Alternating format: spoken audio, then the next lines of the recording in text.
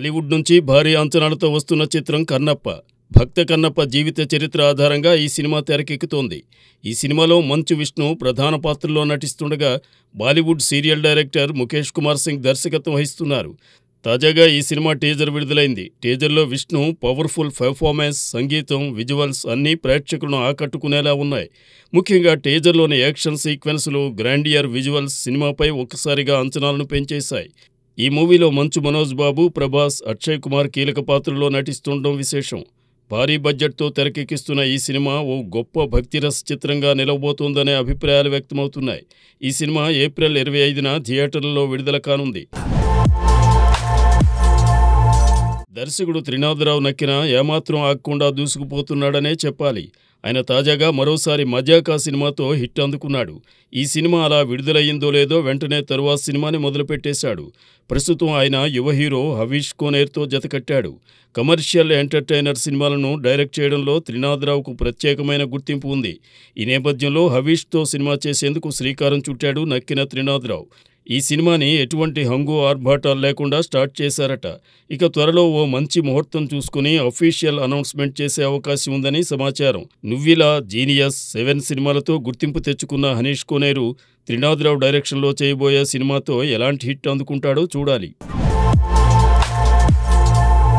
90వ దశకంలో తన గ్లామర్తో యువకులను మంత్రముగ్ధులను చేసిన రంభ తాజాగా వెండితెరపై సందడి చేయడానికి సిద్ధమవుతున్నారు.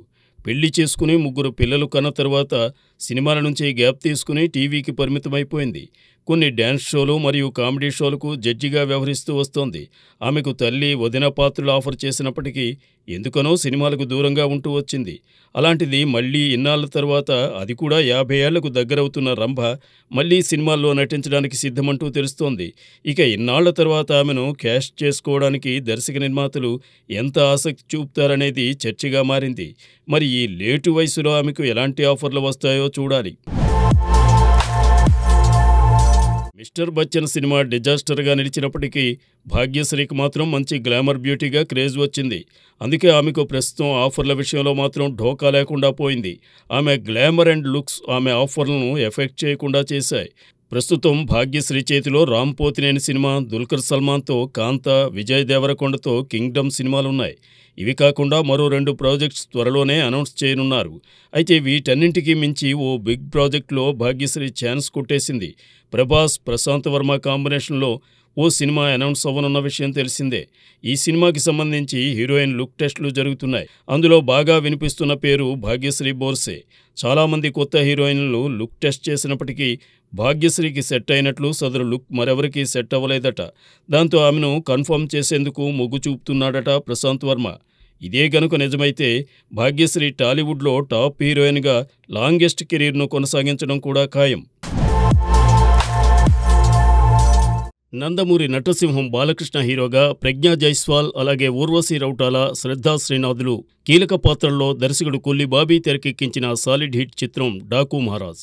ఈ సంక్రాంతి కానుగ్గా వచ్చిన చిత్రాల్లో ఇది ఒకటి కాగా ఈ సినిమా థియేటర్స్లో రిలీజ్ అయి హిట్గా నిలిచింది. ఇక రీసెంట్గా ఓటీటీలో కూడా వచ్చేసింది. నెట్ఫ్లిక్స్ ఈ చిత్రాన్ని పాన్ ఇండియా భాషల్లో స్ట్రీమింగ్ చేస్తోంది. అయితే ఓటీటీలో మాత్రం డాకు మహారాజ్ థియేటర్లలో కంటే సూపర్ రెస్పాన్స్ను అందుకుంది. భారీ వ్యూస్తో మాత్రమే కాకుండా ఇండియా వైడ్ నెంబర్ 1 స్థానంలో కూడా ఈ సినిమా ట్రెండ్ అవుతోంది. నెంబర్ 1 స్థానం ఇప్పటికీ కొనసాగిస్తూ ఇతర సినిమాల్ని మించి ఈ సినిమా డామినేట్ చేస్తూ ఉండడం విశేషం. దీన్ని బట్టి ఓటీటీలో డాకు ఎఫెక్ట్ గట్టిగానే ఉందని చెప్పవచ్చు. ఇక ఈ చిత్రానికి తమన్ సంగీతం అందించగా సితారా ఎంటర్టైన్మెంట్స్, ఫార్చ్యూన్ 4 సినిమాస్ వారు ఈ సినిమాని నిర్మించారు.